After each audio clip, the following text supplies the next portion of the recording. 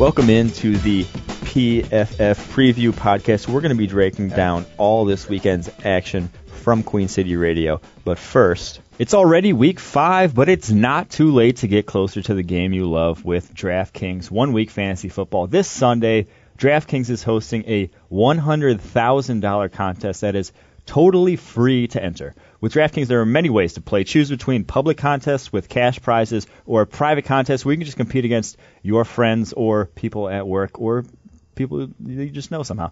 DraftKings also has beginner and casual contests where you'll play against people of similar skill level, and you'll never burn up the waiver wire trying to replace injured players again because you pick a new team every week. That's the beauty of 1 Week Fantasy at DraftKings. So get to DraftKings.com right now. Use the promo code PFF, that's right, PFF in DraftKings, and you get entry into the free contest worth $100,000 in total prizes this Sunday. Promo code PFF to compete for your share of hundreds of thousands of dollars of prizes. Contest is totally free to enter. Why wouldn't you do it? DraftKings, the game inside the game. DraftKings.com. What is up, everybody? We are coming to you live from Queen City Radio in downtown Cincinnati, like we will be every Thursday from 4 to 6. For those of you that don't know us, we are Pro Football Focus. We are the NFL's leader in analytics. We provide data to 30 NFL teams. They pay for it, though. You guys are going to get this for free today. I'm Mike Renner. Joining me is Sam Monson, and the freakishly large man to my right is Steve Palazzolo. We're going to be previewing all the... Oh, okay, go ahead, Steve. You want to... I'm average NBA size. Okay, yeah. For an NBA player, he's completely normal. Thank you. We're going to be breaking down all this weekend's action, though, previewing the game, so let's get right into it with Thursday Night Football. The Pats travel to Tampa Bay to face the Buccaneers. Pats are favored by 5 in this one, but some notable injuries. Levante David, Quan Alexander not playing tonight. Whole linebacking core out there for the Tampa Bay Bucs. That's going to be an issue against Tom Brady, I think. Yeah, Brady likes to attack the middle of the field. So you have 2 athletic linebackers down.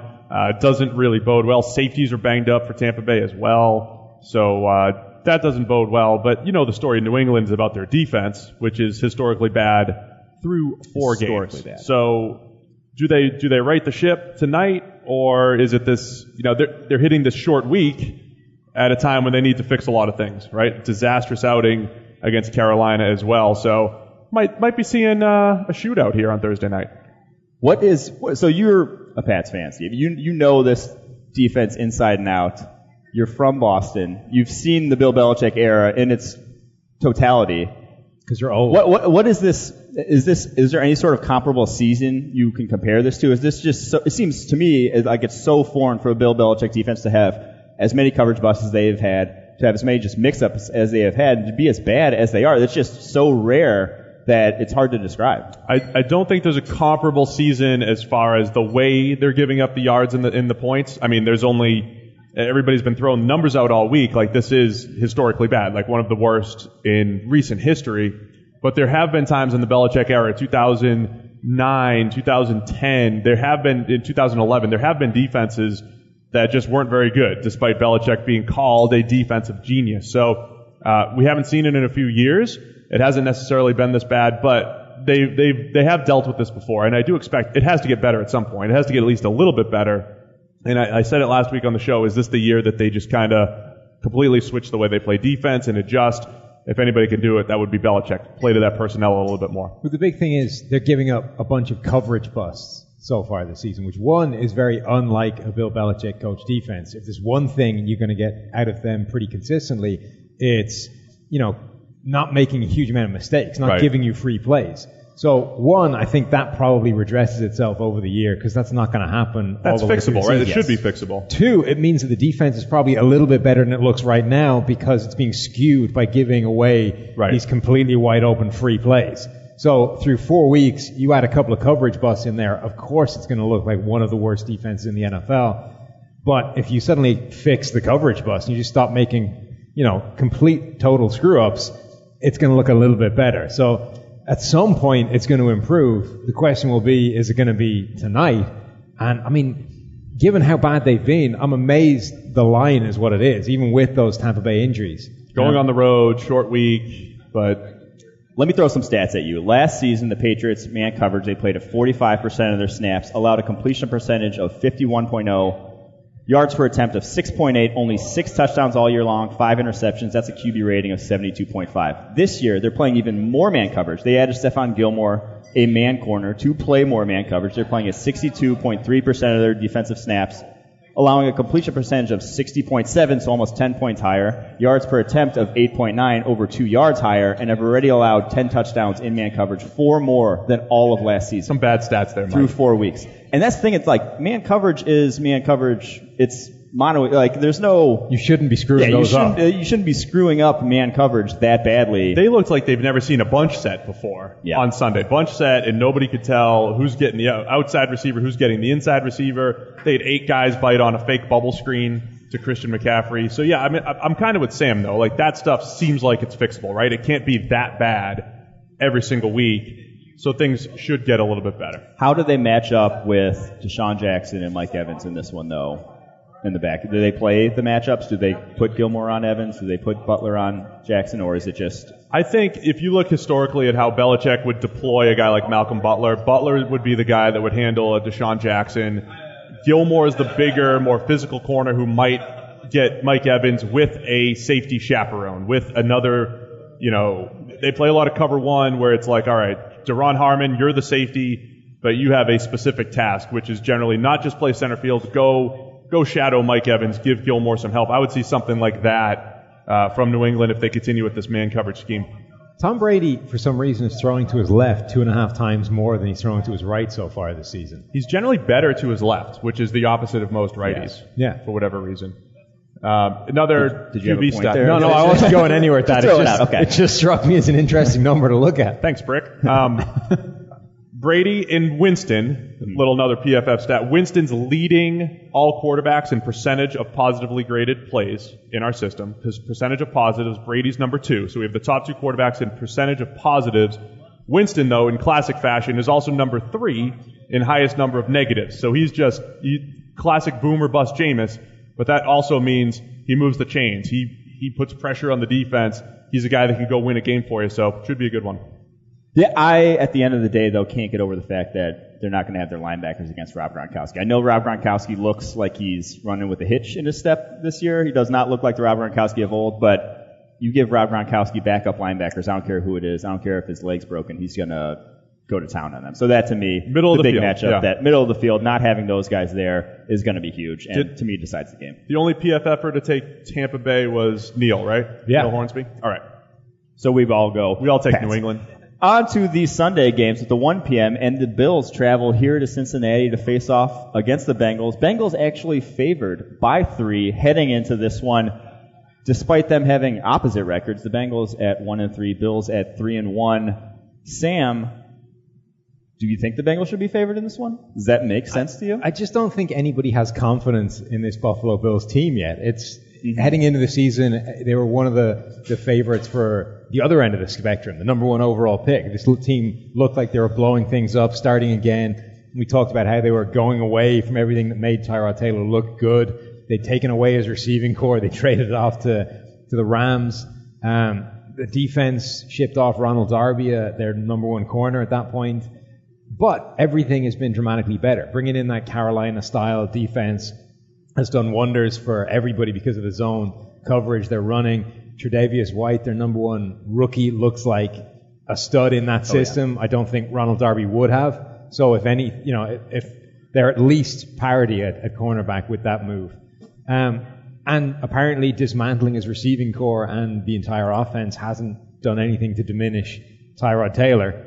So this Buffalo team, I think, actually is pretty good. I don't see quite why you would have Cincinnati favored in this. It's kind of funny, though, because the last 2 years, the defense was not the problem. The offense was not the problem. Tyrod Taylor, they were at the top 10 in terms of points per drive both years, I believe. And then all of a sudden, the defense gets fixed, but the offense is definitely, in my opinion, taking a step back. They're in the 20s in terms of points per drive, but the defense is second in terms of points per drive. They were all of a sudden fixed that. But so if they could just get both in 1 year, if they could get an offensive coordinator to work and the defensive coordinator at the same time. And I think they work off each other a little bit, though, too. And I know you use points per drive, which is a good stat there, but Tyrod has no turnover-worthy plays, right? They're taking care of the football. There is that element of if your offense is at least not turning it over, that it is putting the defense in favorable situations. And I don't think they're running enough of the stuff that they ran the last couple of years with Tyrod Taylor to take advantage. Like we talked about before with Cam Newton, you need to play to this guy's strengths because he's not going to be Aaron Rodgers or Tom Brady, or he's never going to be the best pocket passing quarterback in the league, but he can be a good quarterback if you actually take advantage of the stuff that he does well. And they were really good at doing that the past couple of seasons. And one of the reasons we thought that this team would struggle heading into this year is that they've gone away from that, but they've been able to pick up that slack on the defensive side. But like you say, if they went back to some of that stuff and actually got the offense back that they've had the past couple of seasons, this could be a legitimate team as opposed to a team that probably still is flattering to deceive a little bit. Yeah, I still think they have a little bit overachieved just because of... Well, look, Bill Parcells used to say, you are what your record is, right? Yeah, I can't disagree more. The Bills are not a 3-1 team, and I don't know that the Bengals are really a 1-3 team. And as much as we've talked about that offense and that offensive line, don't sleep on the Bengals defense this year and what they've been able to do. The great Carl Lawson, giving a little hope to all the Cincinnati fans here. Carl Lawson, a first-round pick that they got in the 4th round. Really nice pick by the Bengals, and the best rookie pass rusher so far. That defense has played really well, aside from one game against Green Bay where, for the most part, they did hold Aaron Rodgers in check until the very end. So, lost in this 1-3 start for Cincinnati. The defense is pretty good. I think that's what Vegas is seeing. I think that's why the spread's there, because Cincinnati's going to keep this game close, and it's here. I actually picked the Bengals because I think their defense is good enough to shut down the Bills. And the way I want to highlight is Darqueze Dennard, who has kind of emerged perfectly as one of those new age slot corners who doesn't really go, the box player who's physical against the run, makes the tackles that need to be made underneath, plays zone. But you wouldn't trust Dennard to go one-on-one on the outside, but in that role, he's actually starting to succeed, starting to live up to where he was drafted in the 1st round. And I think they have now a complete secondary of 5 guys and 6 when William Jackson comes out on the field, where there's no liabilities, there's no holes in that. And I think that has a lot of value, especially going up against a team like the Bills, who aren't a pass-heavy team, who aren't going to get it done through the air. No, it's a really interesting matchup. I think that Bengals defense is pretty legit. The offenses were all there. Problems are Buffalo's defense is good, but it's still something of a smoke and mirrors kind of operation. It still isn't at its core as good as other defense in the league. And I agree. I think they have overachieved, which is why so many people haven't yet bought into this. I think it's a close game. And I will say the switch to Bill Lazor as offensive coordinator, from what I saw from him the past week, was more spread concepts in the running game, plays more into Joe Mixon's hands, and get the ball out of Andy Dalton's hands quicker. Yeah. Give the offensive line something, or don't even let the offensive line play a factor into it. Get that ball out of his hands, because his time to throw was under 2 seconds last week, had his best game. That, to me, was not a coincidence whatsoever. And that'll neutralize Jerry Hughes off the edge and all that. Yeah, I took Cincinnati too. Ooh, Sam? I actually went with the Bills. You guys are both trying to disappoint the home crowd here. Tyrod. I can't pick against Tyrod. Oh, yeah, good boy. All right, on to the Jets at the Browns. Browns are favored at home by 1 point, even though they still haven't won a game in a while. How does that work? Because you're not what your record is. Again. I'm morally obligated not to pick the Jets. I'm not going to pick them once this year. That hasn't worked out that well so far. It hasn't worked out well so far, but I'm banking on the next 13 weeks of being sound strategy. I really don't want to talk much. I don't like to talk about the Jets, so you guys go ahead and talk about it. Josh Rosenbowl here. What do you want to talk about the Jets? Josh McCown has bouts where he looks like a pretty good NFL quarterback. He's coming off, stretches where he's looked pretty good. One stretch in 2013, one stretch in 2017. He's consistent. He does. He has stretches where he looks like a pretty good quarterback, and that completely screws up the Jets' number 1 overall pick. Honestly, if I'm a Jets fan, I'm furious right now. You get rid of all this talent in hopes that in almost like banking on the fact that you will get the number 1 pick. If they end up with the 6th or the 7th, this year it's just a waste of a year. It's almost like it's almost the worst thing that could possibly happen to them at this point. You're saying they're actively tanking, and this is ruining their tanking strategy? Yeah. I mean, it's hard to look at all their offseason moves and to have come to any other conclusion that they're actively tanking is preposterous. To go with Stephen A. Smith on you. Hey, look, let's stay positive. They're getting to see a guy like Elijah McGuire break out, average 6.8 yards per carry, get to see some young guys get on the field, and they happen to win a few games accidentally along the way. I do love Jamal Adams, 15th overall graded safety at the moment. Yeah. Complete safety, does it all, has made some nice plays on the back end, although they still passed on Marshawn Lattimore to draft him. I think he'll be a leader of that defense for years to come, though. Did we all overrate the Browns? Did we just, because Yes. the statement we all said was they'll be a tough out I didn't every think single they week. were going to be starting Deshaun Kaiser all year. No. I shouldn't thought be. they would be starting Cody Kessler or just Cody Kessler. And I So thought Cody as a second Kessler year led Cody Browns. Kessler So you would be a think little. the Browns are tanking better than the Jets by putting Deshaun Kaiser in there? Well, it's certainly working out that way. So here, you're a big proponent of this how the grade is made up thing by quarterbacks. Right? I am, yes. And Cody Kessler is on the Tyrod Taylor end of the spectrum in terms of he's not going to make a huge amount of game-winning plays, but he's not going to do too much to lose the game for you. Correct.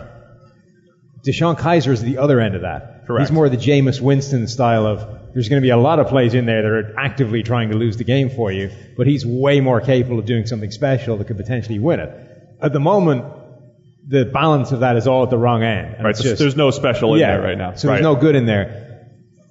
Would they be better off right now with Kessler or Kaiser in there? But it depends on the goal, right? Because Well, assuming the goal isn't to tank and lose all the games this season. I mean, if the goal is to win right now, Yes. we said before the season we thought Cody Kessler was a better win now quarterback, but you're still in rebuilding mode. You're still the Cleveland Browns who have to figure out what you have. Yeah. And I keep saying they are in the quarterback market. I don't care how well, unless Kaiser looks like an MVP candidate this year, it looks like it's a little late for that. Yes. They're in the quarterback market, right? Going into next year's draft. Yes. So because of that, I think it's in their best interest to play Kaiser, continue to play, and see if he can develop and see what you get from him. And no matter what happens, you should draft a quarterback high next year. You let them compete, and then hopefully you have two assets at quarterback. That's your best case, I think, if you're the Browns. Not so much win games and put Kessler in. Deshaun Kaiser has 107 dropbacks, that have taken 2.6 seconds or more. That is the most in the NFL by 19, clear of second place. That is over twice as many as Drew Brees. wow. And it's not like he's scrambling. It's not like he's Tyrod Taylor making elusive plays in the pocket and scrambling. He's just sitting back there taking all day. He holds it too long. He holds Just the ball taking too long. all day. He holds the ball too long and holds the ball deep in the pocket. Too That's the long. bigger And problem. this was an issue at Notre Dame. I always brought up the stat. 2 years ago, we charged Notre Dame's offensive line with 7 sacks to their starting 5, and we charged Kaiser with 8. He does hold the ball too long. The thing is, like Sam said, usually because he hangs in the pocket, every now and again he's hanging in the pocket to make a great throw. The 20-yard dig, the downfield pass, those are not there so far for Kaiser. Yeah, his seeing- completion percentage on those throws, 42.2, lowest in the NFL. His passer rating on those throws, 40.7, also the lowest in the NFL. And we're seeing the same thing in terms of who's responsible for all these sacks. Deshaun Kaiser, we've charged for 5 sacks, which is more than anybody else on that line. The next closest is 2. The largest amount of sacks any offensive lineman has given up is 2. One for Sean Coleman, one for J.C. Treader. The next highest is also a quarterback. It's Kevin Hogan, who was only in there for like 30 snaps or something. And Joe Thomas is still awesome Yes. at left tackle. God, I hope Deshaun's not listening right now. We really just went in. All right, who are we picking? I picked the Browns. After all that, I said I can't pick the Jets. I picked the Jets. Who did I take? I You took picked the Cleveland. Browns. I took Cleveland. I'm done. I was done with the Browns as of last week, so I'm done with them. There you have it. On to the Panthers, who travel to Detroit to face the Lions. Lions are favored by 2.5 in this one. Steve, were the Panthers for real beating the Patriots, or was that Patriots defense? Is the offense back? I mean, we're a couple weeks removed from saying Carolina in their first 2 games gave up 6 points. They had a bad game against New Orleans, and for the most part, the defense played pretty well last week, and then Brady brought New England back, and it looked like they gave up a ton of points, which they did. But I still think they have this defense that can keep them in games, and if Cam Newton was better last week, if he plays like he did last week, and against the New England defense, all that stuff, but he still made a lot better throws and extended plays and moved the chains. They're a very tough team to beat, and I do think they're a legit playoff contender. Are they going to keep running Cam Newton between the tackles the way they did this past week against the Patriots? Because you can see You the pick your impact spots. that You has. just have on to that. pick your spots here and there. But do you? I mean, within each game as opposed to overall, because they need to have that as part of the offense. Otherwise, the offense is just too easy to defend.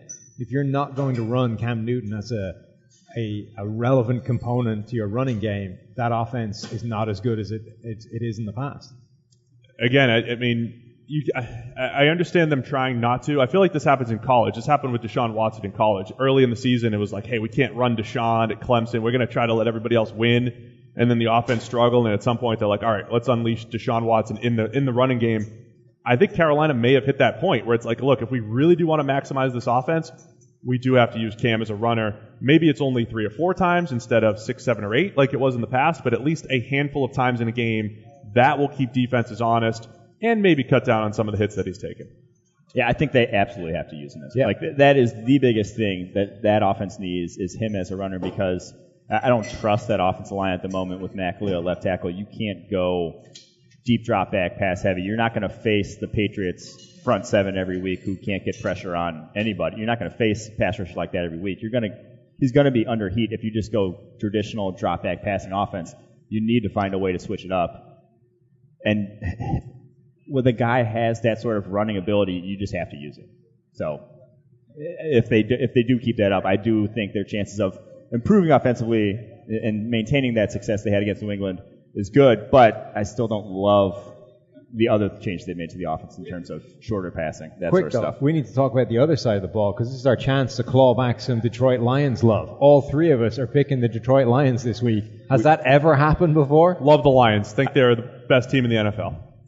I can't get on board with that. I can't get a handle on this team whatsoever. No. I will say, with each passing week, I will say I am liking them more. The fact that Anthony Zettel has proven it after that first week where he dominated the backups for Arizona, has had good games in all 3 weeks since then. This past week against Minnesota had 8 total pressures, 2 sacks, a hit, 5 hurries. He looks like a changed man all of a sudden. And he looks better than Ezekiel Ansah this year, which if you have him and Ansah, if you have 2 pass rushers in the NFL, you can bring heat on quarterbacks, and that all of a sudden changes what you can do defensively. Look, I'm still not a huge believer in the Lions, but I want to give credit to guys like Zettel. To hear Whitehead's turned his, after a poor season last year, he's been a very good linebacker in the middle. That entire secondary is grading well from us, from Glover Quinn to Miles Killebrew, and every week I feel like we've said, hey, Quandre Diggs, he's bounced back and been a very pleasant surprise, and of course Darius Slay has always been, their best defensive back, and he's been solid there. So I think you have to give them credit for just piecing things together. It is this extension of last year, where like all the numbers are kind of working against it, and you need a little bit of luck, and you need a little bit of second half magic, and in theory it should all run out, but it hasn't run out yet, and they still have a good record. So they're still going to be middle of the pack in our power rankings and all that stuff, but they keep finding a way to win games. They jumped up, though. They climbed up 4 places, I think, in the ELO rankings. Good for them. I think the defense is better than I thought it was going to be. That secondary didn't look good on paper heading into the season. It did not. But they're all playing dramatically better than we thought they were. Somebody being able to get a guy like Quandre Diggs, who last season was a major liability, who is suddenly playing well and actually a positive in your defense, that's massive. So I think the defense is significantly better than we thought it was. The offense is probably about the same, only that you have this catastrophic problem in Greg Robinson at left tackle. If they didn't have him, this would be a significantly better team and actually have a shot at doing something. I mean, they were 6 inches away from going 4-0. They probably should be 4-0 right now, which is crazy to think about. And even at that, you would still eventually, like when you run into better teams and you run into the real teeth of your schedule, the Greg Robinson thing is going to become the thing that stops you winning games, because we've talked before about how if you're bad enough at one spot on the offensive line, it can completely torpedo a game. Yeah. And he has that kind of ability. Stafford has mitigated a lot of that, though. Yeah. The Giants game in particular, I keep mentioning, Greg Robinson was giving up more pressure than poor Eric Flowers, who was getting trashed on social media. But it was only because Stafford had the ability to avoid the sacks that were pending. He has, but it has had this knock-on effect on Stafford's play. Stafford isn't playing as well this year as he did a year ago when he was dramatically improved, and we were all talking about a career year. He's probably still that guy, only we're not seeing it as much because Greg Robinson is just having this nightmare season, again. Maybe that's the most impressive thing about this, though, or maybe it's because they were facing a Case Keenum-led Minnesota Vikings. Helps. They won despite Matthew Stafford last week. Whereas last year, Stafford would have to bail them out in the fourth and make big plays. They won despite Matthew Stafford, one of his worst games over the last 2 years, last Sunday, and still won a game. I will say, no Mario Addison in this one. The Panthers, excellent pass rusher off the right side. So no one to really exploit that Greg Robinson hole. I'm starting to talk myself into maybe taking Lions. You don't need somebody to exploit that. Okay, Greg Robinson I'd hole. go exploit Greg Robinson if I was on the field. That sounds like a segment we need to take. Ouch. But we're all pick the Lions, like we said, and I'm kind of talking myself into betting that one. On to the 49ers, who travel to Indianapolis to face the Colts. Colts favored by 1.5 in that one. Hold on. We have Jets, Browns, and 49ers, Colts in the same week. This is a It's world Christmas. beater. Is what it is. It's Christmas. A lot of in good October. games this weekend. Carry on. That was about it. That was all I had. You guys want to talk? I picked the Colts. Next. You picked the Colts. Still Andrew Luckless, although he Still is Andrew practicing Luckless. now. Jacoby Brissett, still that guy that's, going to make a few big errors like he did at Seattle on Sunday night, but still makes a bunch of impressive plays as well. The 49ers are finding creative and interesting ways to lose games. Poor Bobby, former PFFer. Plus, Bobby it's a Sloan. long way to travel. If you're looking for a deal breaker, that's what it is. The travel. It's Can a we long discuss? way. Let's discuss some positives. Give me some DeForest Buckner and Malik Hooker love real quick. DeForest Buckner, top rated Yes. interior defensive lineman right now. Top-rated Three interior. Top dominant pressure. games in a row. 3 weeks in a row. The most pressure of He's- any interior defense. That's the He got 49ers defensive He got tackle, by drafted the way. into the right division in the NFL if you want to be a Yes. defensive lineman. He is Go play in No, the he's NFC beating up some West. offensive lines. He has definitely taken advantage of the NFC West offensive line so far. 23 total pressures, most of which have come against Arizona and Seattle. And Malik Hooker's finding the ball and picking passes off and being a ball hawk in the center field. So his interception it's the kind of thing that just gets dismissed because the ball got deflected to him and he just had to catch it and go. I'm a dismisser. I would dismiss that, but To there's catch something that to it. heading in the opposite direction one-handed like that is not an easy skill to do, and he just did it as Oh, if it was clean. It was like real just smooth. not a problem. Yeah. A Like, you lot could of tell most that guy's. safe- not And then he most- stiff-armed. Who did he stiff-arm right after the You're right. Who catch? was it? He's McKissick. good with the McKissick, ball in his right? hand. Or no, Eddie Lacy. Look, Oh, wait, McKissick. he's not Ed Reed. We're not going to call him the Hall of Famer just yet. But Ed Reed had that knack for the one, just being in the right place at the right time, catching the tipped interception, turning it into a big play on the return. There's something to the ball skills aspect of that, I think, that gets ignored a lot of the time. It's one Right. thing to be in the right place at the right time and have the range to get there, but actually having the reliability to have hands to pluck a ball out of the air like that if you're heading in the wrong direction is not something to completely ignore. That is a significant skill that most safeties in today's NFL don't have. Because most of the time that ball falls incomplete. You're like, missed opportunity. You move on. You Exactly. forget about it. But when it happens over and over and over again and you're on the intercepting side of it, there is something to it. That's what you're going to watch in that game. We're going to watch DeForest Buckner. We're going to watch Malik Hooker. That's a big if you watch that game. I'm going to take the 49ers, though. I think they are still the better team. I think their offense is still the better offense of the two. It's still prior to Halloween, so Hoyer has a chance here. Yeah. Oh, yeah. It hasn't hit too late in the season, so Hoyer's not going to throw 6 picks just yet. What'd you guys, Sam? I'm going with the Colts. Long way, as we said. Oh, yeah. There's something deal about breaker. Jacoby Brissett that he is capable of having a good enough game, I think, for this team to win. He's ideally, if he could stop throwing the ball to defenders or trying to throw pick sixes that he did last week. Yeah, I'll take the times. Colts. Take the Colts. Ryan Kelly is back this week for them, their first-round pick a season ago. That should help that offensive line. All right, let's keep it moving. Titans travel to Miami to face the Dolphins. This line is off because Marcus Mariota still going to be a game-time decision. Oh, I forgot. Not necessarily We're off going too, to then. play.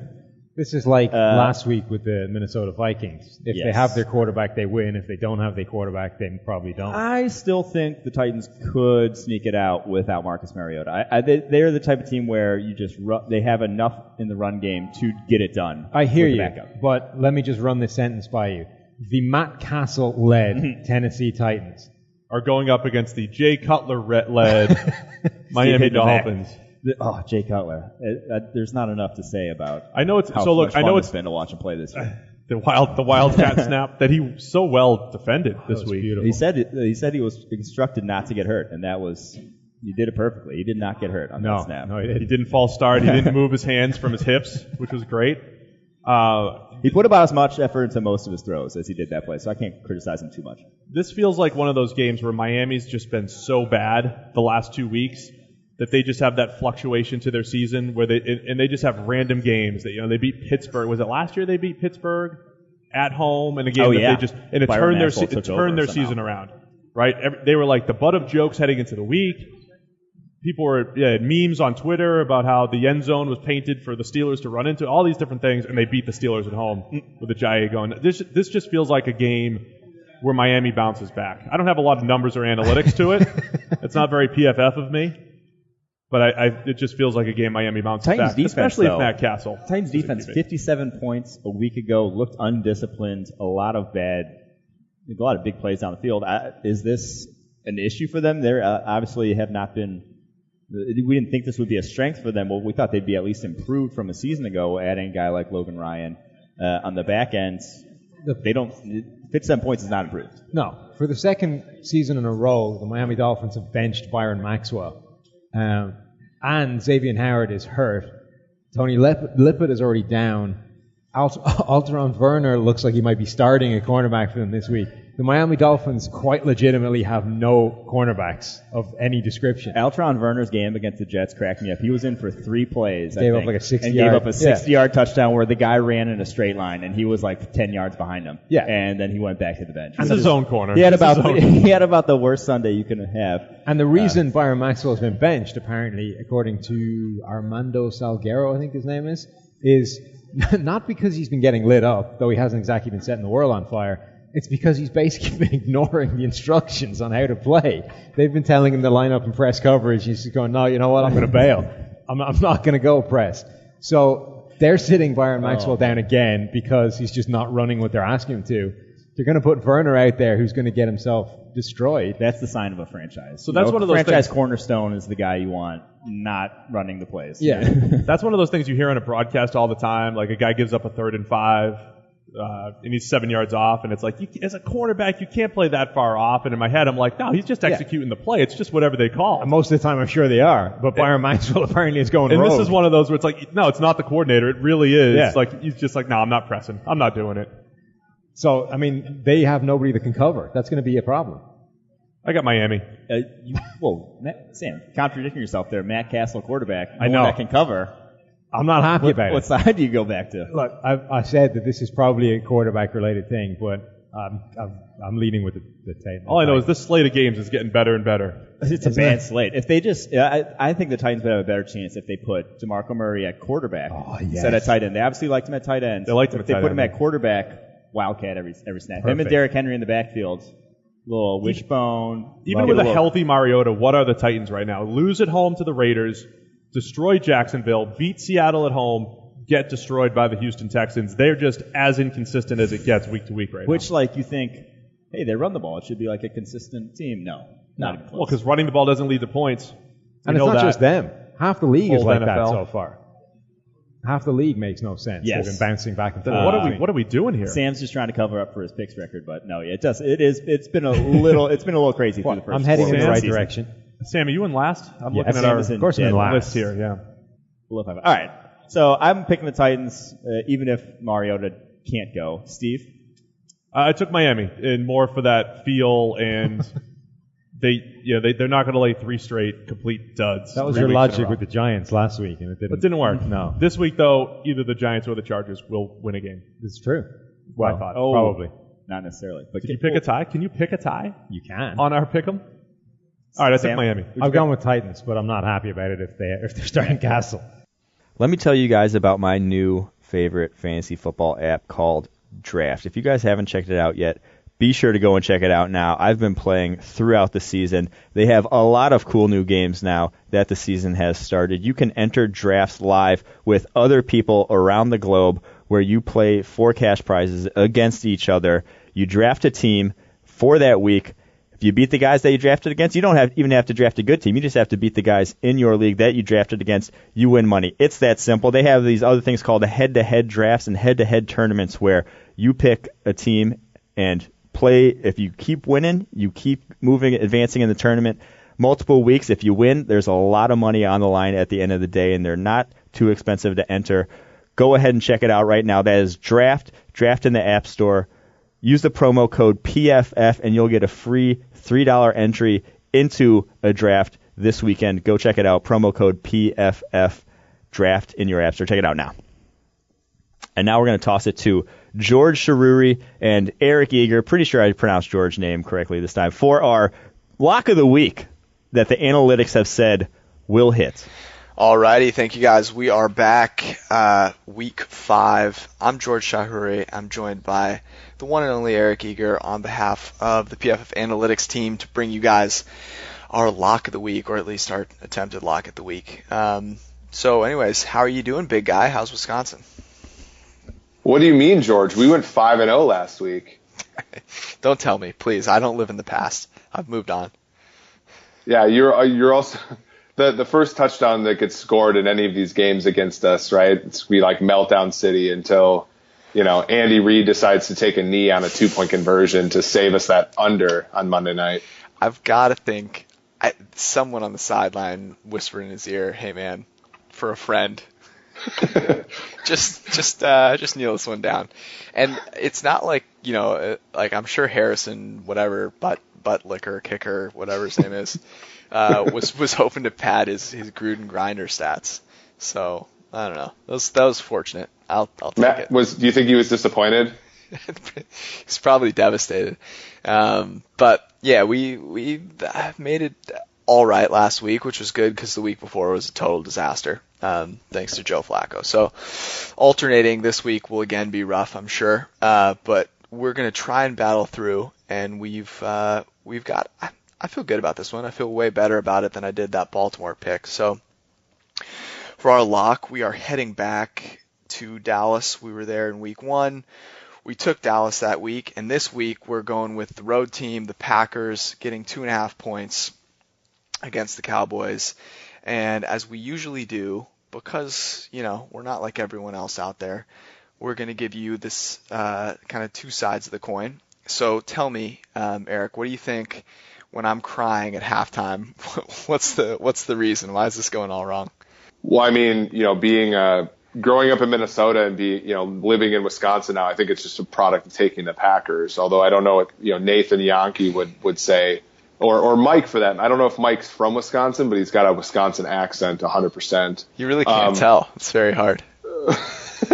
Yeah, I mean, besides those two, crucial things that are clearly in our model, I think that the way that the Packers, can possibly lose this one is just not taking care of DeMarcus Lawrence up front, right? I mean, yeah. We saw him on that Monday night game against Arizona just completely manhandle, what should be backup tackles in the NFL, and Green Bay, has been playing backup tackles for a few weeks now. I think they're going to get at least one of their starting tackles back this week, if not both. So that's helpful. But, he's been the most efficient pass rushing 4-3 defensive end through 4 weeks. So, that's something that can really derail an offense, especially, the Packers last week without Ty Montgomery, really struggled to move the ball. Actually, weirdly, yeah, they scored every time they were in the red zone. They only had 260 yards against the Bears. So there are some reasons, where Dallas, can kind of, I think, luck box their way into bottling up Green Bay. But that's not the reason we're picking Green Bay, right?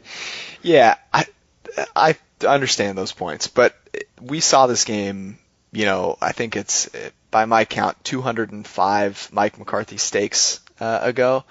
It seems like the right unit of measurement. Yeah, one a day. In the divisional round, and the Packers won that game. And from what I can tell, the biggest change that has occurred to either team is that I think the Cowboys have regressed. I think their run game isn't as good, probably because, Zeke Elliott has gained, a full Eddie Lacy's worth of weight. 1/3 of Mike McCarthy. Yeah, he's been eating some steaks too.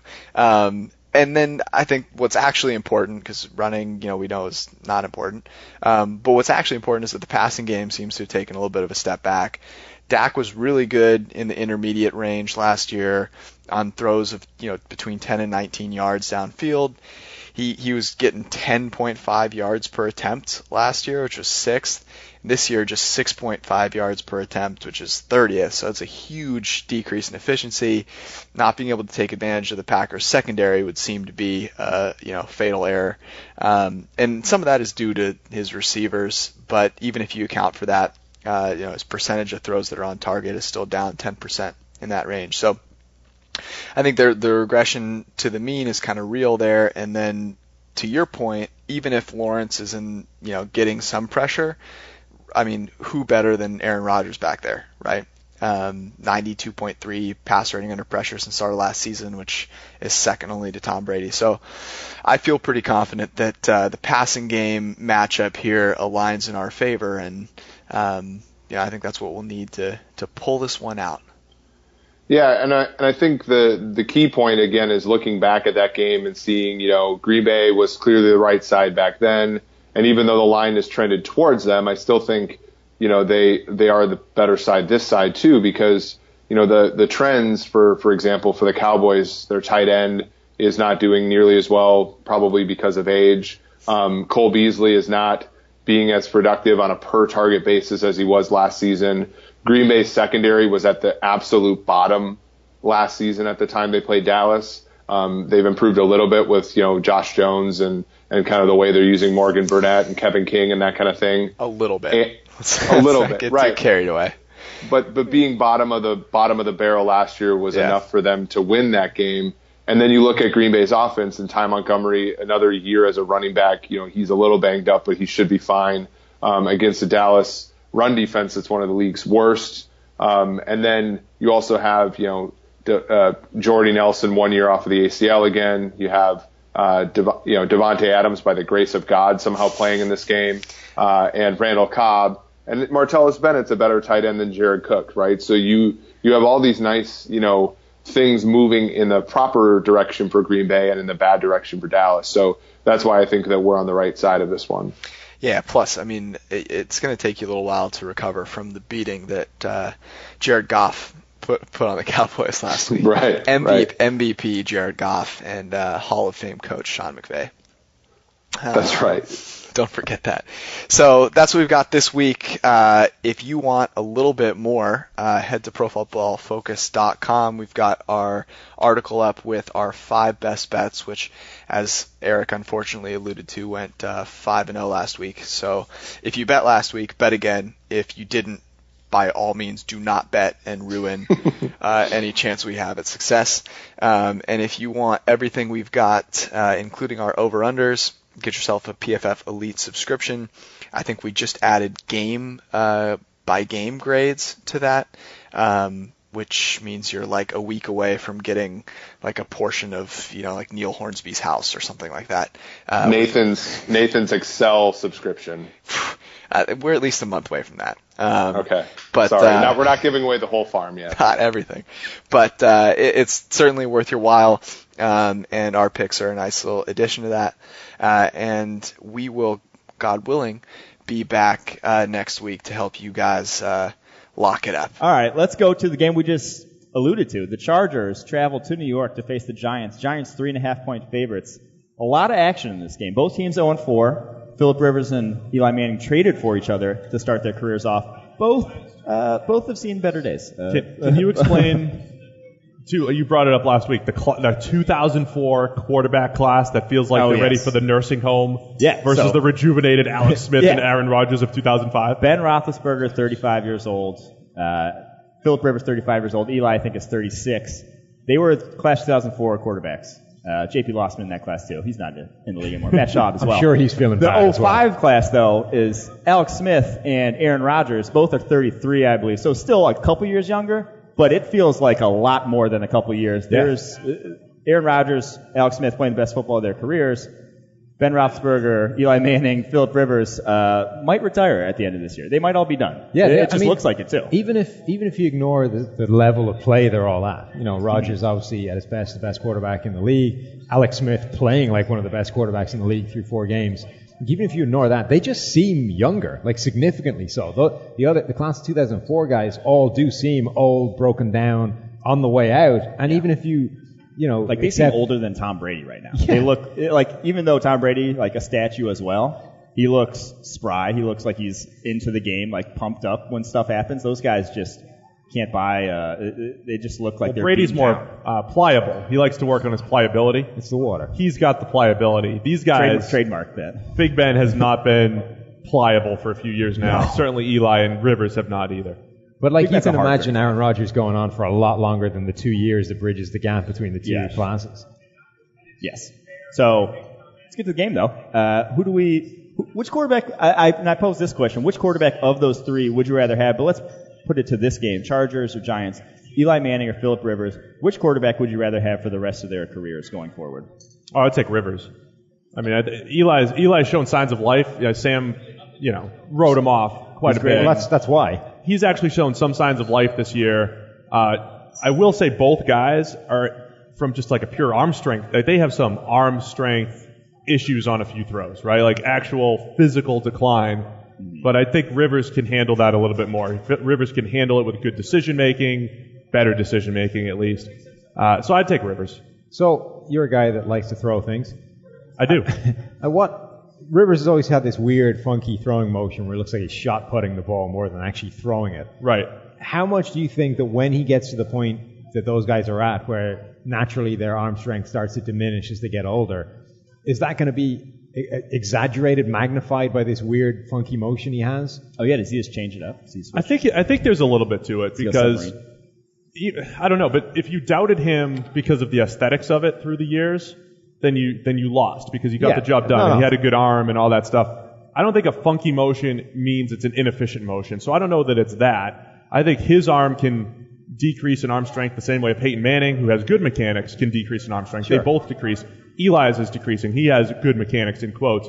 I mean, Christian Hackenberg has good mechanics but he just doesn't, pretty looking mechanics. So the aesthetics of mechanics don't make him good. So I wouldn't put Rivers into a different bucket than, say, your classic Manning throwing motion. So you went with the Giants last week on the basis that they couldn't possibly start 0-4. I think I did that again. You were wrong. I've gone with the Giants this week because I don't think they could possibly start 0-5. No, the Chargers can't possibly start 0-5. Well, you say that, but we're bringing it as far as the analysis goes. It's you really went with a cross-country trip, though. No, I did. It's a cross-country trip. Let's be serious here. Well, it's two things working out. They can't possibly go 0-5, and it's a cross-country trip. It's a long way. So it has to be the Giants, surely. I just want to give some love to Casey Hayward, who's still balling out. Yeah. People doubt he signed one of the most cornerback-friendly, $5 million a year for him. He tracked wide receivers last year. Well, his in career coverage is always graded out extremely well for us. Already this year, he tracked Alshon Jeffrey last week, gave up 1 catch on 4 targets for 13 yards, and had 4 PDs on the day. He's legit. He's a number 1 corner, and everyone missed on him. We're like 2 years removed from his team not believing he was anything more than a slot corner. Yeah. He was a slot guy. He couldn't play outside. If he played outside, he would be exposed and he would look bad. Then he signs, a really cheap low-end deal with the San Diego Chargers. He ends up being promoted to their kind of starting, gets given a shot to play outside. They at least believed in him that much. Then Jason Verrett goes down. He becomes their number 1 corner. And every single opportunity he's got, he's proven he is a legit corner. He's a legitimate number 1 top-end corner in this league. It's an incredible career that he's had, given literally from day one, the PFF grading. He was the highest graded rookie we've ever seen as a cornerback. I mean, okay, he only played the slot, but his grading was way higher than anyone else we've seen. Caught a lot of flack for saying he was the Packers' number 1 target in free agency before he signed with the Chargers. I'm thinking they might want him back at this point. Yeah, he's been awesome. Mike, I got a question for you. Giants pass rush. Are they relying too much on JPP and Olivier Vernon? They're just not doing it this year. Where did it go? We talked about it last week, the snap counts. The snap count. They don't take them off the field. They don't sub. Guys just burn out playing that many snaps. You can't play that many snaps. But they've never taken JPP off. That's been a career trend. But it's cumulative. If you do it year over year over year, it does build up. But it's never you're relying on. It just seems a weird coincidence it's happened at the exact same time to JPP, who's had it for an entire career, and Olivier Vernon, who's had it for like a season. I hear you. I understand. It seems strange that would both happen. He was kind of a 1-year wonder before even signing with them. It's not like sort of like a Michael not even Johnson half a season who could burn out who might not sustain that level of play over the rest of his career. So I'm taking the Chargers in this one because, like I said, they can't start 0-5. You got to keep picking the Chargers. I think I've picked Chargers 4 of the 5 weeks. So sounds right. Perfect. Yeah. I'm doing great in my picks, by the way, guys. On to the Cardinals, who travel to Philadelphia to face the Eagles. Eagles favored by 6.5 in this one. Does Carson Palmer make it out alive? No. This is all about one matchup and one matchup only, and it's the Philadelphia defensive front going up against the worst offensive line in the NFL and a team that likes to hold the ball and go deep down the field. Carson Palmer needs to take out some sort of extended medical insurance, bump up whatever policy he's got. This is going to be a rough afternoon. Yeah, I mentioned those plays. That took 2.6 seconds or more. He was third in those. Oh, Palmer? Yeah. And that's a part of the reason why Arizona's given up 83 pressures along their offensive line. That's 15 more than any other offensive line so far this season. Yeah, so think about how bad the Seahawks offensive line has been, and the Arizona Cardinals line has given up, 18 more than the Seahawks. Wow, that's good math. You just glanced at it. I did. That was good. I glanced at it and waited till you do the math and tell me. Use your computer. Timmy Jernigan and Fletcher Cox may not go. Even if that's the case, it still won't matter. Derek Barnett breakout game? This is it. Derek Barnett's time. Brandon Graham against Jared Veld here is no. Veld here might set a PFF record in the opposite. Nice direction. little stat we put out this week. We've been tracking chip blocks and double team blocks and all these different things over the last couple of years. Brandon Graham, he had the third most chips he saw last year, I believe it was. Check out the PFF Twitter account for all of our cool numbers. Still gets it done. I can't see the Cardinals offense sustaining any. I mean, maybe they have a couple big plays because the Eagles secondary not great, but I don't think it's going to be enough to sustain any sort of drives. It's better. That Eagles secondary is better than it looked on paper heading into the season. I mean, Jalen Mills he's been targeted relentlessly because he's the obvious weak link, but for someone that's been thrown at that many times, he hasn't been horrendous. Like, he hasn't been good, but he's held up better than I would have expected for a guy that's had the ball come his way 46 times across 4 games. That's so many targets. That's on pace for, was that 196 or something like that? Oh, look at Mike breaking out the math in his head. Wow. It was wrong. Was that right? It sounds good, though. Is anybody going to check Neither him on one of us is going to be able to check him, so he Email can say us whatever he wants. Podcasts at profootballfocus.com. But also, Patrick Robinson has played really quite well as a guy that kind of came over as just a throwaway addition to that secondary. And, got, again, the kind of Casey Hayward treatment in terms of being thrown in at the deep end when Ronald Darby went down. Patrick Robinson has in the past shown the ability to be a very good cornerback. So it's not unprecedented that he's having this kind of level of success, and he could, I think, do it for an extended period of time. So that secondary looked like a bit of a train wreck heading into the season. I don't think it's as bad as it should have been. I think the Cardinals will probably get a couple of big plays anyway because they're that kind of offense, and some of the receivers are making some pretty spectacular plays over the past few weeks between Larry Fitzgerald, and then they've been inches away from a couple of other big plays with J.J. Nelson and John Brown on the sidelines. They'll get a couple, but it's just the cumulative weight of pressure that's going to be on that offense is insane. Yeah, I'm not sure I love the Eagles to cover a 6.5 point spread. That feels like a lot, but I just don't think there's really any chance the Cardinals win this. I don't see it happening. We talked about Jameis Winston's volatility. Carson Palmer wrote the book on volatility, currently tied for the league lead in big-time throws, our highest graded throws, but also leading the league in turnover-worthy throws, tied with rookie Deshaun Kaiser. So I said they should be on primetime every game because those games are fun. There's a lot of sacks, a lot of defaults. There's a lot of stuff going on. They play Absolutely. A fun brand of football, not necessarily a winning brand of football at the moment. We all win Eagles. I think everyone at PFF win Eagles. Yeah, unanimous. Right. On to the Jags, who travel to the Steelers. Steelers an 8.5 point favorite against Jacksonville here. But they're at home. This Pittsburgh offense, though, it's just not good. It's not the Pittsburgh offense anyone thought we'd see this year. Not anyone. Maybe some people doubted them.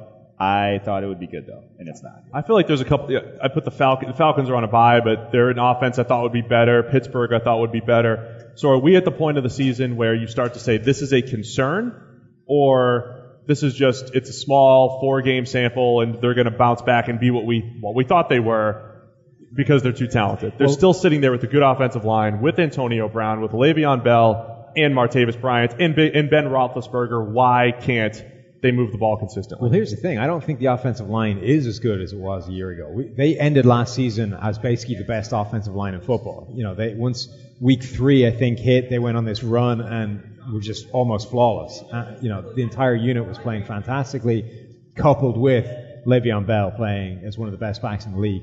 So Bell got himself back on track this past week against Baltimore. He started extremely slowly, and it wasn't just the offensive line. I think that was one of the kind of under-talked about stories over the first 3 weeks, is that Le'Veon Bell really didn't look like Le'Veon Bell. But he did this past week.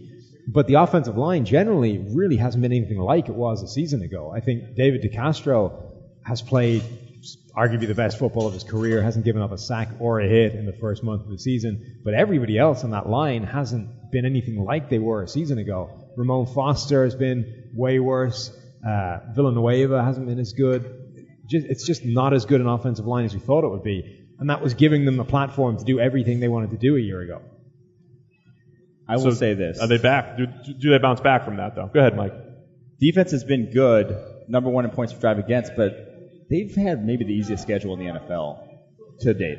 I know they're 3-1, but they faced the Browns, faced the Vikings right after the Vikings had Sam Bradford get hurt, and Case Keenum on a short week. Didn't realize he was going to be starting that week. Comes in.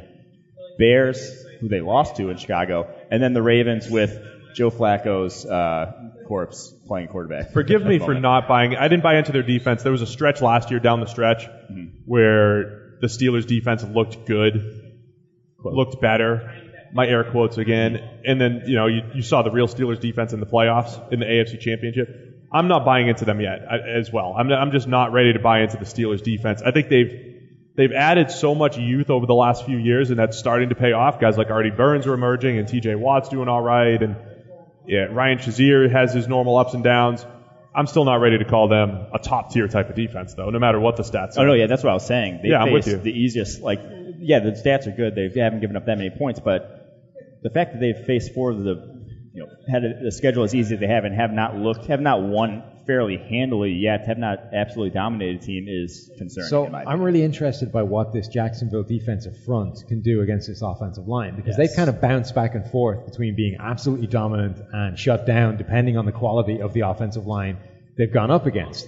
Now, on paper, you would say that means that this week they'll get nothing done because we expected this Pittsburgh line to be really good. But it isn't as good as we thought it would be. But they're still seventh. They're still seventh in pass blocking efficiency. I think their step back has been in the run game. Yeah. And we answered this question on the mailbag. Hey, why aren't the Jags stopping the run a little bit better? So we're talking about a team that's not really running the ball well against a team that's not stopping the run well, and still a good pass blocking offensive line against a good pass rushing front. So strength against strength, or weakness against weakness this weekend. Stat I found earlier today: Ben Roethlisberger's used play action on the second fewest amount of snaps this year.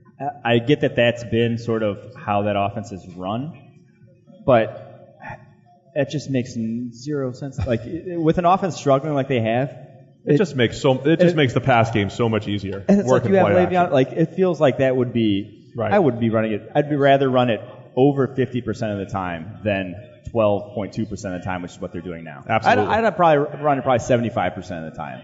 There's almost no downside. I was going to say, I could go up to 100%, and I think that you would have a better offense than what they're running right now at 12.2%, because it's going to suck up the line. You have Le'Veon Bell, you have a good offensive line. Linebackers are going to be affected by it. Safeties are going to be affected by it. It will work. But also the whole point refuse to use it. The whole point about play action is that it doesn't necessarily correlate to the strength of the running back in the backfield. Oh, yeah, it just works, period. Right. You don't need to run to set up the play. Yeah. You always have to respect play action as a defense, because if you don't, your keys are to read the run. Yeah. I mean, that's just how you're built to play defense. So the other thing is Jalen Ramsey coming into this game hasn't given up a pass yet longer than 10 yards. Is now going to go up against the Steelers wide receivers. That's going to be fun to watch. Ben Roethlisberger, 30th in the NFL in adjusted completion percentage on the deep ball. He's 4 for 21 for 134. That's 23.8% adjusted completion percentage, because there was one drop. There was one beautiful throw they made to Martavis Bryant that was dropped. But other than that, he has not been connecting, and he's been outstanding on the deep ball the last 3 years. I mean, it might just be that. That's the difference. We said it. These three quarterbacks, they're ready. They look done. They just Sam. We'll have call them all done. Write the article. Well, no, because that caused Eli Manning to have a little boost back in performance. We'll have an entire 200004 quarterback regression podcast. A eulogy for all of them. I still do think the Steelers win, though, because all of us do. It's still not Blake Bortles playing quarterback for them, and he is actually playing for the Jaguars. This was one of two unanimous picks this week, I think, the Philadelphia game and the Eagles, or the Pittsburgh game. I did bet the Jags cover. 8.5 is crazy. That's just way too many points. All right, on to the Seahawks, who face the Rams. Rams favored in this game at home in L.A. by a point. Have the Seahawks really fallen that far that they should be dogs against the Rams? Steve? I don't think so. I know Seattle plays a little bit different on the road and all that. I think so. Zach and I broke down the multiple faces of Russell Wilson, where 1 week he just looks horrible, and then you have a game like Sunday night where he's just like, hey, I'm a top 3 quarterback right now. This game, I am a top 3 quarterback, and why is he so inconsistent? And a lot of it's just some days he sees the field and he's feeling it. Other days it's just he'll pass up easy reads and just not make plays. Sunday night he was outstanding. I really think it comes down to him. Does he play at this ridiculously elite level like he did Sunday night? 5 big-time throws and silly ones. Yeah. Or does he look like he did a couple weeks ago against the 49ers, just chucking jump balls into coverage? I think so much of Russell Wilson is down to how much pressure that offensive line is going to give up in that day. Is that the residual effect of just, I think there's going to be pressure and it's going to change the way I play? No, I think most of it's direct in that game. It's if you're above that threshold line. There's a certain line where if you get more pressure than that coming on you, it's just too much for any quarterback. There's no way you can play with like 45, 50% of pressure coming down on you. You can't get it done. And most of Russell Wilson's really bad games come in those games where he just doesn't have a chance. There are other games in there that I can't explain as much, but I would put down to some, maybe kind of feeling ghosts from, the after effects of one of those games. But typically, the really bad games are the ones where he gets a huge amount of pressure on him, and the better games are the ones where he's actually protected a little better. This game against Indianapolis was a weird one because the Colts decided that the best way to play Russell Wilson is not to rush him, to sit back, to treat him like Aaron Rodgers, because you really want to keep him in the pocket and dare him to beat you with his arm. Only it turns out that if you're going to do that, he will. He will actually do it, right? Yeah. So, it's especially dumb going up against an offense like the Seahawks, where that offensive line can't protect him. Right. So take advantage of that and go after him. If you're going to say, well, no, let's keep him in the pocket because once every game maybe he'll take off and do us some damage, you're sacrificing 25 other plays where you put him under pressure where it automatically makes things harder for him. So you just accept the fact that he'll break the pocket every now and again. But it's the lesser of two evils. You might find 5 to 8 more plays where you create pressure. And cause problems, yeah. Yeah, so, you're playing your odds there. Exactly, and they didn't. They gave him the other end of that thing, and he just carved them up. So I think that's part of the problem. The Rams have a good enough pass rush, I think, to really get after that Seahawks line a bit. The other thing... Yeah. Aaron Donald is back. Well, yeah, Aaron Donald is back. But not beyond Donald. I think they've got enough other guys that can bring pressure. Yeah, but Aaron Donald's back. It's like you don't need anyone else on that line besides Aaron Donald because every single play he will be getting pressure. But then if he holds the ball for more than 2.5 seconds. Oh, yeah. The other side of that is this Seahawks pass rush hasn't been as strong at all. And the Rams' offensive line is improved. Cliff Averill looks like he's going to miss this game and maybe more with the injury he picked up. Even if he was there, he's been one of the series of underperforming Seattle pass rushers. So I think, I think this is a game the Rams can win. I don't know if they should be favorites, but I definitely think they're live. I want to say this one though. Sean McVay, and we discussed it in our Well Actually segment on Sports Illustrated this week. Sean McVay is a big part of Jared Goff's development. This offense is explosive, and they create big plays now and all that stuff. And I think you give credit to the scheme to kind of open things up. This is one of the best matchups of the week now because now you're going up against the Seattle back 7 that just rarely bust coverages, and they're still one of the best, even if the defensive front's not creating as much pressure. So I don't know if they're going to have the same success offensively, even at home, against the Seattle defense that should be able to handle what's thrown at them. Yeah, for me, the biggest thing in this game is I don't think I still trust Jared Goff against high-level defenses. And Seahawks, say what you want about their lack of pass rush, that has been an issue for them. Back end is still solid of that defense. It's still tough to throw the ball down the field on that defense. And I don't trust Jared Goff. So he still has a couple throws every game where I'm just like, oof. And we still like Goff overall. Yeah. But there were some questionable plays. He got away with a bad, what should have been a pick late in the game. His Sunday. good games against Indy, San Francisco. Right. 2 defenses that. Yeah, I mean, if nothing else, 5 to 10. If nothing else, the windows he's going to be dealing with are going to be smaller. Yes. You're not going to be able to just turn and flick the ball down the field into a pretty big space. You're going to be dealing with Richard Sherman's wingspan. I'm not sure that worries me as much as the decision making. Sometimes it's just he sometimes makes a throw where I don't know what he was looking at. He threw a wheel route last week against the Cowboys where safety was just sitting on. Yeah, the safety there. was over the top of it the whole time, and it's like where were your eyes on that play that he threw it? So. No, but the window thing's interesting though too because Goff does not have a cannon for an arm. No. Right? He throws some balls that flutter, and if you do have a tighter window, you have to get it there a little bit quicker, a little bit more zip, and that could come back. I think both sides of it are relevant. He may end up throwing an interception that he hasn't thrown in this game, and he's probably not going to make a couple of those big time throws that he has made because the windows are going to be tighter, because the coverage is better. Aaron Donald had 9 pressures last week. Against the Cowboys. Had 7 in the first 2 games, had 9 against Dallas. last week. I think he was getting his feet under him, getting his feel back after missing training camp and everything. But last week, back to his dominant self. I said it. He was going to be the pass rusher of the year, defensive player of the year. Is my call. All right. I like the Seahawks, though. Most of us took Seattle. What'd you take, Sam? You took the Rams. I did. Oh. You trust Jared Goff in that offense. No, it's more that I don't trust the Seahawks pass rush anymore. Ooh, that's fair. There you have it. On to the Ravens, who travel across the country to face the Oakland Raiders. Raiders are favored by 2.5. You might, but they don't have their quarterback, Derek Carr. E.J. Manuel led. Yeah, E.J. Manuel led Oakland Raiders. Are the Ravens really that bad that they should be dogs against an E.J. Manuel led Oakland Raiders? Yes. Okay, yeah, I was going to say yeah too, but Steve, yeah. They're inconsistent. They're inconsistent still. They're that inconsistent. offense just, it's like hard The offense to is watch. rough. It's The offense is rough. Something went wrong somewhere along the line with Joe Flacco, and what year was he drafted? Because he looks like he's the same age. Is he in the class of 2004 as well? He was 2008. Okay. Hey, Matt Ryan's off this year too. But look, something was off with Flacco last year too, because again, he's supposed to have this great arm, and he's throwing these passes that die, and he was very conservative last year. I do think the playmakers and now the step back that the offensive line has continued to take has all had its effect. There's basically like a 5-game stretch of his career that separates Joe Flacco from Matt Castle. Wow. It's just expound on this. That big 5-game stretch of his career got him a $100 million contract and a Super Bowl ring. Other than that, they're basically the same guy. And an is Joe Flacco elite joke and all sorts of fun stuff. But seriously, you take out a 5-game stretch of his career, which admittedly was fantastic. It's the best football he's ever played. Took them all the way to a Super Bowl, won them a Super Bowl. If you remove that from his body of work, you're looking at a tremendously, not even average quarterback. You're looking at a bad quarterback. If you take 5 games out of my AAA career, I'm a major league player. So I think that's pretty much the same thing. I don't think that's true. I'm sorry, we're not talking about me again?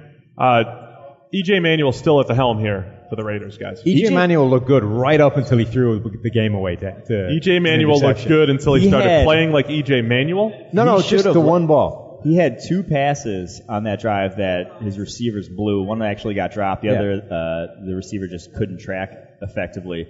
He looked good right up until he threw the game away for the interception. So you're buying into Oh, E.J. not at all. Okay. I do think the Ravens win this game somehow because I don't know how they'll win this game, but it's E.J. Manuel with a Raiders defense that's still an issue. It's a Raiders defense that, to be honest, is just Khalil Mack at this point. Yeah. I think we're looking at a lot of like 13 to 10 games again this week, and this might be one of them. Bad slate of games. Wow. Like, this is not a good game. That's not going to be Thanks fun for tuning in to the watch. PFF Preview Podcast. We're really hyping up the NFL, but yeah, I'm going Ravens. Steve, who are you taking this one? I took Oakland.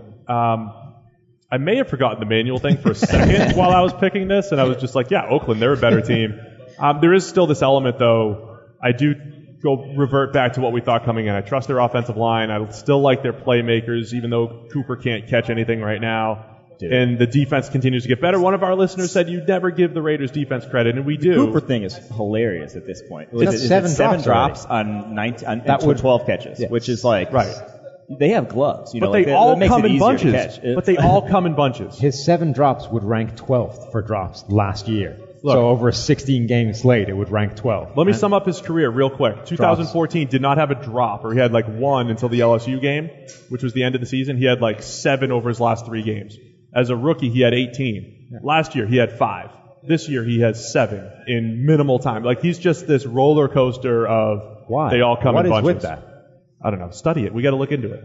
Call him up. Ask him. But also, over a full season is not bunches.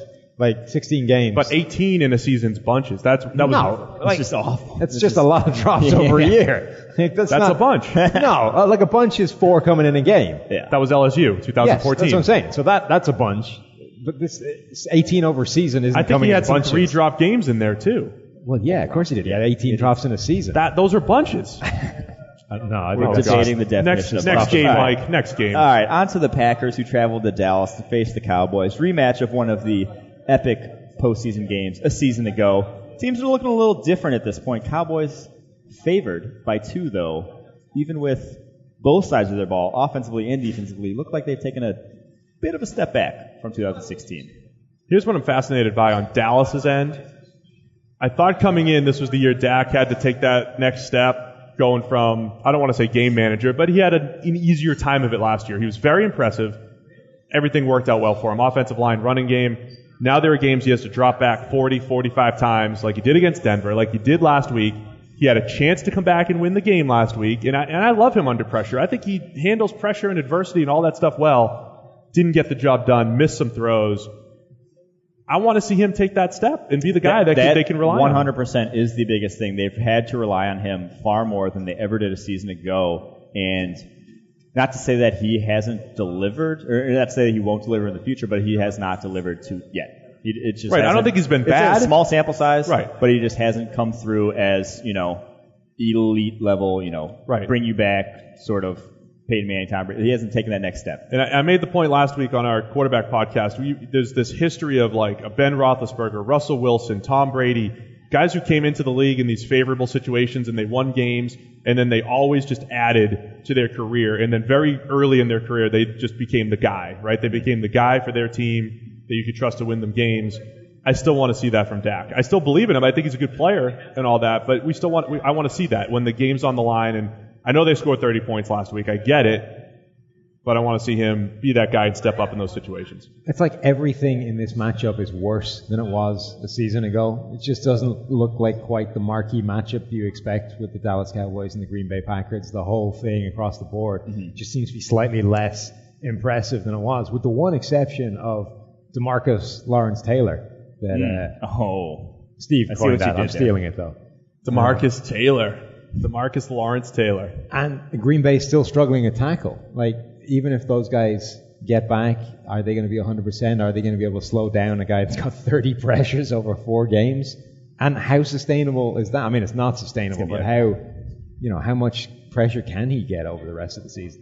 We sat here last week, we thought that the Green Bay offensive line would be a huge issue, but it seemed like they protected him pretty well, right, last week against the Bears? Also, they did more rollouts. They did more things to protect him than they usually would. But it was better. They had a better game plan than what they did against Atlanta, which was just throw the flat route 10 times in a row and see if that works. And also, I think that was a big indictment of the Chicago pass rush, as much as it was Green Bay actually preparing for this and trying to protect those guys. The Bears had legitimate shots to go one-on-one on those guys and really didn't do an awful lot with it.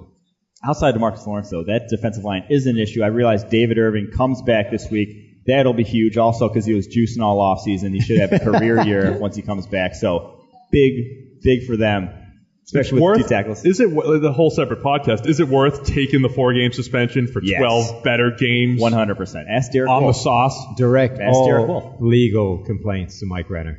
I mean, this isn't even this is a known fact that it's better to. If you're a team that is pretty sure you're going to make the playoffs, take steroids. Encourage it. Get your guys. Just stagger. You got to stagger the suspensions though, so you don't really get screwed for 4 games. Enroll them in a program. Let's get everybody on the right stuff. Look, it's worth it. Take your 4 games. It's all right. Take your 4 games. We'll be there. When he gets 3 sacks this weekend, don't come back to me and say you're on board. You guys were doubting me. He's going to have a monster year when he comes back. But I do think.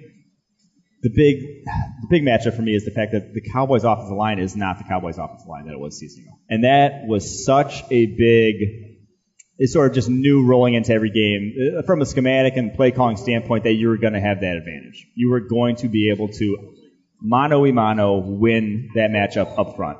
So far this year, they're not doing that. Chaz Green and Jonathan Cooper at left guard have been both in bottom 5 graded guards in the NFL. Lyle Collins, a bottom 10 graded right tackle in the NFL. And then Tyron Smith looks like he's injured, not playing at the level we've seen Tyron Smith in the past. All of a sudden, you go from dominant O-line to borderline top 5 to 10 unit, which is fine. That helps your offense, but it's not giving you that matchup that opposing defenses just have to worry about. And the Packers are a team that they really don't worry about the run. They play safeties at linebacker. They're in dime when they have 2 tight ends on the field. They're probably going to do that again this week, and you have to be able to exploit that if you're Cowboys, and I'm not sure they're going to be able to. That's what I think stands in their favor, is they're going to go up against this kind of weird defense that likes to play dime defense, 6 defensive backs, is not going to stack the box with a bunch of big bodies. It's going to give you the chance to get your running game back on track. And I agree with you. I think everything you said there is right. Travis Frederick, I think they'll bounce back this past week. Yeah. Didn't begin the season strong as well. Lyle Collins, for as bad as he's grading, was fine last week, and the majority of that came against Von Miller.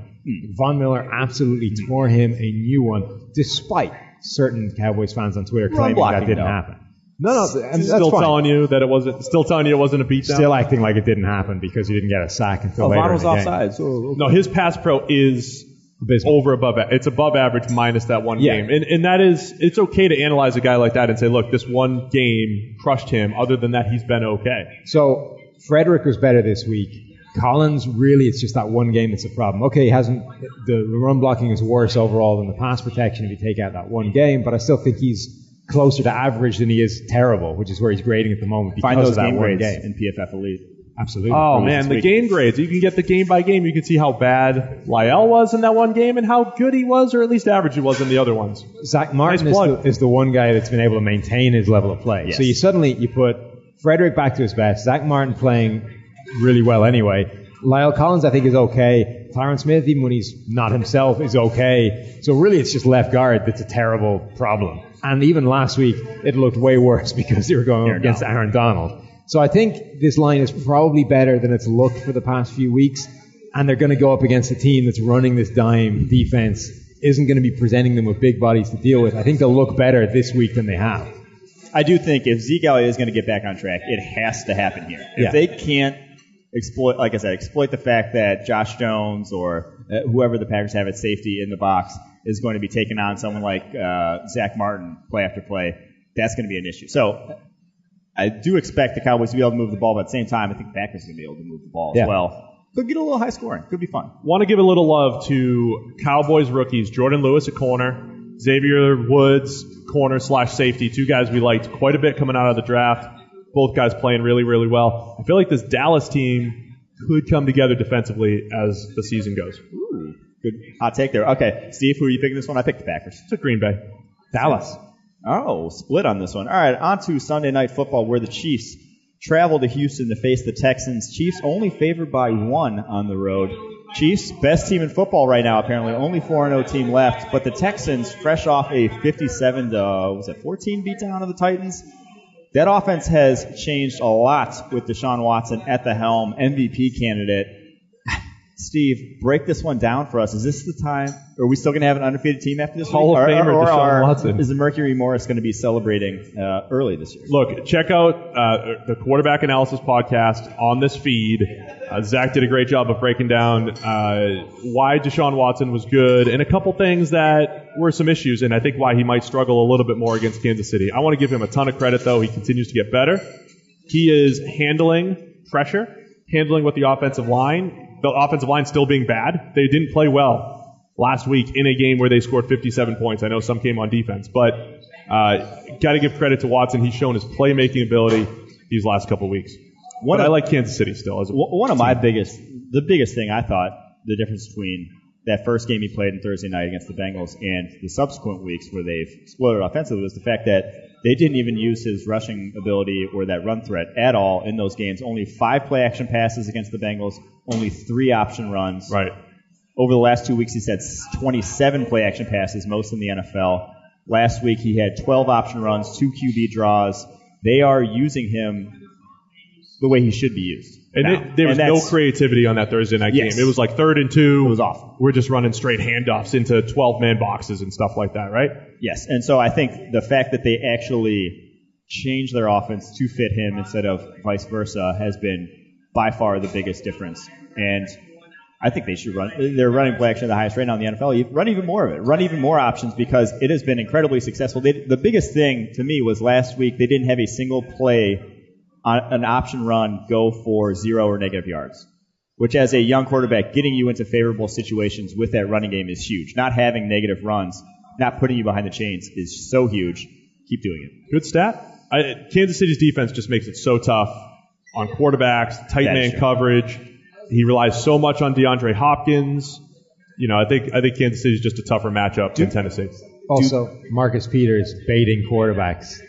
That's his thing. That's the one. And Deshaun Watson is not exactly steered away from making questionable decisions. Yeah, there you go. He is baitable as a quarterback. And Marcus Peters is very good at baiting quarterbacks. Also, Marcus Peters' all-time post-game interview after last week. If you haven't seen it, go check it out. But do the Chiefs stay in man coverage in this game? Because it's tough to play. If you play man against someone like Deshaun Watson, he breaks the pocket. You don't have a spy. You don't have someone looking at him. Or do they play a spy, or how do you deal with that? Because they play man coverage at the highest rate in the NFL. We've said this. They're not going to stop playing it at the highest rate in the NFL. That's what they do. But against someone like Deshaun Watson, who can make as many plays with his legs as he does, all of a sudden you don't have a guy who account for him. Everyone has their back turned to the quarterback. That turns into a 40, 30-yard run, and it's an issue. I think you have to adjust in the fronts. I don't think Kansas City's not really the type of team. Like they'll mix up their looks a little bit, but maybe not what they're playing in the final coverage that they're playing. So I think it is you handle it in the front, handle it with the spy, handle it by keeping him in the pocket with your pass rush. Still play the man coverage that you like to employ. Yeah, I mean, but it is dangerous. Alternatively, the Bengals play a lot of zone, and he took off and ran 50 yards through their entire defense. Good point. I'm not sure just having your eyes on him is going to solve that problem. I think you take care of that with the front guys. You make sure you're prepared for him breaking the pocket. You don't ask the defensive backs to be the guys that stop that turning into a 40-yard run. I'll just say it. I'm picking the Texans. The fact that Laurent Duvernay-Tardif, right guard, might be injured or might not play. Mitchell Morse, injured, might not play. Those two guys don't go. They're going up against the best defensive front that they've seen. I think maybe the best defensive front they'll see all season. J.J. Watt. J.J. Watt doesn't have a sack, Mike. Winnie Merciless. J.J. doesn't even have a sack, Mike. He's not playing well. I'm just saying I think that this could be the week Chiefs drop one. I'm the only one who believes that, apparently, from the PFF experts here. Are you the only one that picked him? Yeah, only one that picked him. So you guys are going Chris KC. picked a dash. Yeah, we took Kansas City. Kareem Hunt, MVP candidate, staying strong. We'll see. On to the last game of the week, Monday Night Football. Vikings travel to Chicago to face the Bears. Vikings line's off a lot of places, but where I found one was 3.5. I assume that's probably not with Sam Bradford because he might not play the rest of the year, the way this is going. Teddy might play before Sam, but it's all right. Mitch Trubisky show is starting Monday Night Football. Does this go completely south for the Bears? I mean, in terms of does Trubisky how does he do, Steve? You're the QB guru here. I would say I think he's going to have his ups and downs like a normal rookie. But as far as opening up that playbook, they like to run a little boot action. They like to put him on the move. Last year at UNC, he was 23 for 25 on designed rollouts. They did that a ton during the preseason. Mike Glennon can't do that, and they didn't even try. It's going to open up the playbook a little bit, so they'll be able to manufacture more easy passes in that system to make Trubisky look reasonable, I think. And he'll make his rookie mistakes. There'll be some issues. But I'm encouraged. I'm looking forward to seeing Trubisky. It's a really tough starting assignment. Game one against the Minnesota Vikings. Against defense. Zimmer. Absolutely. Zimmer and the Minnesota Vikings defense, which is a really good unit. If nothing else, it's a really tough ask to be sending him out there. But we talked before about how he looks like a quarterback that is going to get it. He doesn't need time to sit, to learn what he's doing and figure this thing out. They're going to get him on the move more, the stuff that you've been talking about, not being able to do with Glennon. They're going to limit his reads and make him roll out and just read simple high-low concepts, that kind of stuff. They're going to give him a relatively simple amount of information to process. The only question is it going to be enough for those guys to be open? Because they're dealing with the worst receiving core in the NFL, going up against a really tough defense that, one, will be pretty good in coverage, and two, will be able to pressure him quite a lot with guys like Everson Griffin chasing him down. It's just a really tough ask for him. I think he'll do okay, but I don't think they'll have enough on offense to be able to win this game.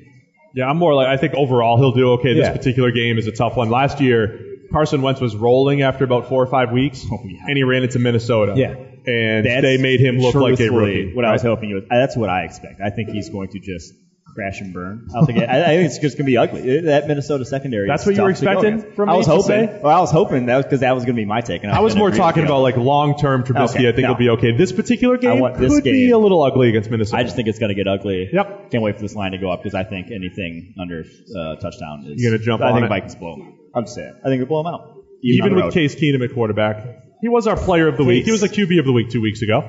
Their receiving core is good enough that Case Keenum can still win with them. They're playing really well. Playing really well. Cook. No, Dalvin Cook is actually a big issue for them because he was making their running game go. But again, This is the Bears. This is the Bears talking about. I know they beat the Steelers, but the way they looked against the Packers last week was. But against the run, they're actually reasonable. Riley Reef watch, sitting right at average. 9 hurries through 4 games, just average grade. Good job, Riley. Keep it going. Average tackle. Stay average. Ton of value. Which Stay is completely average. worth the contract Vikings he got. offense. I mean, that was kind of the more obvious one, but Mike Remmers has actually been fine.